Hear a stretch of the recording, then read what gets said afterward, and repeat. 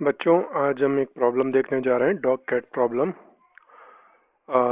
इस प्रॉब्लम में है क्या कि एक कैट है और कैट मूव कर रही है कांस्टेंट वेलोसिटी से पॉजिटिव एक्स डायरेक्शन में, जैसा आपको फिगर में दिख रहा है इस तरफ। इसकी वेलोसिटी कांस्टेंट है, दैट मीन्स इसकी डायरेक्शन भी कांस्टेंट रहने वाली है और इसका मैग्नीट्यूड भी कांस्टेंट रहने वाला है। और एक डॉग इसको कैच कर रहा है। डॉग की जो डायरेक्शन ऑफ velocity है वो हर टाइम कैट की डायरेक्शन में, that means if cat is moving like in this way, तो dog will chase the cat like in this way. तो हमें फाइंड आउट करना है कि ये जो डॉग है कैट को कितने टाइम बाद इसको कैच कर लेगा। आप प्रॉब्लम पढ़ सकते हो।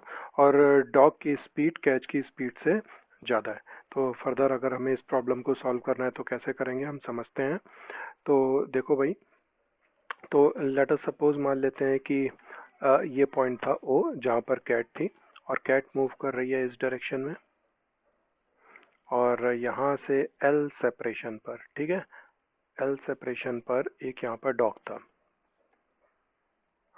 तो डॉग की जो वेलोसिटी है वो इस डायरेक्शन में v, और कैट की वेलोसिटी है इस डायरेक्शन में u। कैट की वेलोसिटी कांस्टेंट है लेकिन डॉग की स्पीड कांस्टेंट है। समझना भाई इस बात को ध्यान से। तो कहने का मतलब ये हुआ, कैट की अगर वेलोसिटी कांस्टेंट है तो इसकी डायरेक्शन और मैग्नीट्यूड दोनों कांस्टेंट रहेंगी। लेकिन अगर डॉग की स्पीड कांस्टेंट है और वो चेज कर रहा है तो इसकी जो डायरेक्शन ऑफ वेलोसिटी है वो चेंज होती जाएगी। लेट अस सपोज कि डॉग इसको चेज करता है इस टाइप से, दैट मीन्स कैट तो हर इंस्टेंट पे इसी डायरेक्शन में मूव कर रही थी, लेकिन डॉग की जो डायरेक्शन ऑफ मोशन है वो चेंज होती जा रही है। जैसे सपोज किसी इंस्टेंट पे डॉग इस डायरेक्शन में है, उसकी वेलोसिटी भी है, तो ये किसकी तरफ रही होगी, कैट की तरफ। और कैट की जो वेलोसिटी है वो तो u है। और लेट अस सपोज कि कैट जब मूव कर रही है, हम ये किसी time t equal to T पर फिगर देख लेते हैं।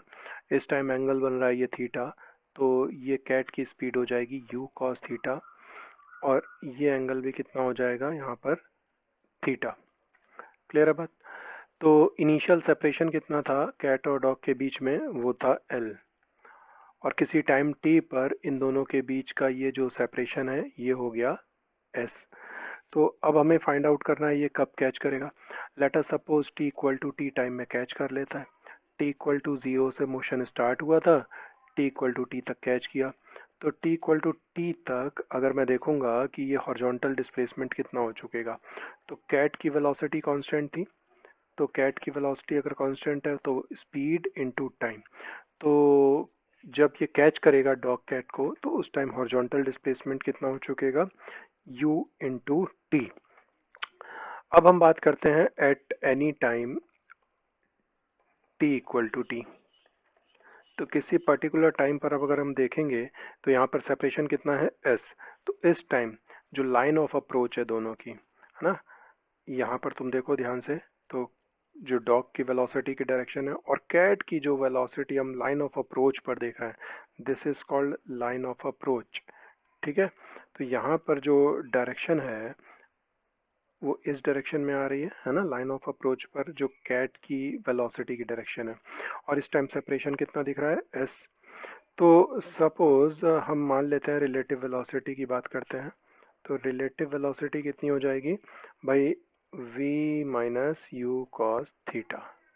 सेम डायरेक्शन में लाइन ऑफ अप्रोच पर रिलेटिव स्पीड होती है, सब्ट्रैक्ट कर देते हैं ना दोनों वेलोसिटीज को। तो रिलेटिव स्पीड को मैं लिख सकता हूँ, ये सेपरेशन इस टाइम s था, तो ds by D T will be the relative separation. और ये सेपरेशन डिक्रीज कर रहा है तो काइनेमेटिकली एक नेगेटिव साइन मैं यूज करूंगा यहाँ पर। तो यहाँ पर इक्वेशन आ जाएगी इंटीग्रल ds, दोनों तरफ इंटीग्रेट कर देता हूँ मैं, और dt को मैं राइट साइड में लेके आता हूँ। तो सेपरेशन इनिशियल देखो तुम्हें कितना दिख रहा था l। तो इनिशियल सेपरेशन था l, बाद में जब कैच कर लेगा तो सेपरेशन कितना हो जाएगा, ज़ीरो। टाइम लगा इस प्रोसेस में 0 टू t, और एक ये नेगेटिव साइन था। Integral ds will be s, और इसमें लिमिट लगेगी फ्रॉम l टू 0, और ये हो जाएगा इंटीग्रल v dt, जिसमें से स्पीड कांस्टेंट है v, तो 0 to t minus U cos theta into D T, U भी कांस्टेंट है, ठीक है, 0 to t। और इसको सॉल्व करेंगे, 0 - l, एक नेगेटिव साइन पहले से है यहाँ पर, तो ये बचेगा l।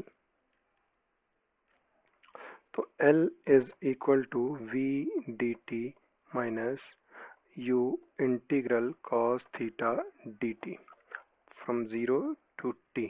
This is our equation number 1। अब मैं बात करता हूँ डॉग की। तो अगर मैं डॉग के लिए बात करता हूँ तो डॉग की देखो हॉरिजॉन्टल डायरेक्शन में वेलोसिटी कितनी है, vx will be v cos theta. तो जरा मैं बात करता हूँ इसकी हॉरिजॉन्टल वेलोसिटी की, that will be vx is equal to v cos theta. vx को मैं लिख सकता हूँ dx/dt, that will be v cos theta. इसकी स्पीड कांस्टेंट है v, तो dx को मैं लिख सकता हूँ v cos थीटा dt। इसको भी इंटीग्रेट करता हूँ, तो ये 0 to x है ना, 0 to t टाइम में जब तक कैच करेगा, इसका हॉरिजॉन्टल डिस्प्लेसमेंट कितना हो गया, 0 to x। और x की वैल्यू कितनी है, तो मैं फिगर में दिख रही है ut।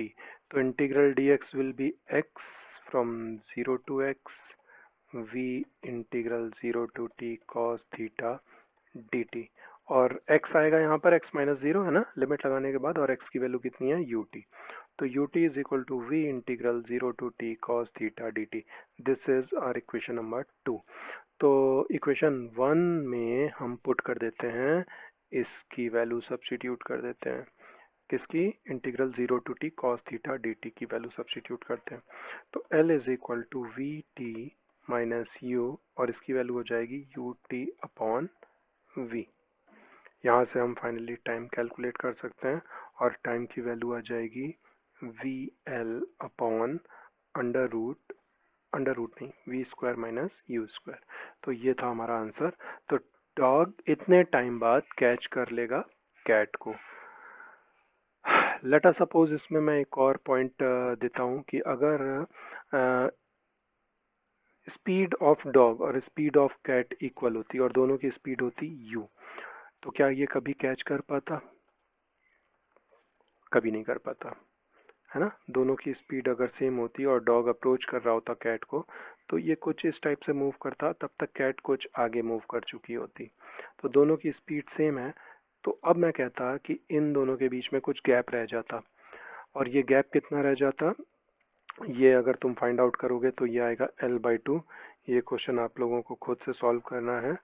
और यहाँ पर मैं, अगर आप ऑनलाइन क्लासेस में इंटरेस्टेड हैं फॉर IIT JEE, तो मुझे कांटेक्ट कर सकते हैं, ये मेरा मेल आईडी है, ठीक है, इसको नोट कर सकते हैं और कांटेक्ट कर सकते हैं। Thank you very much.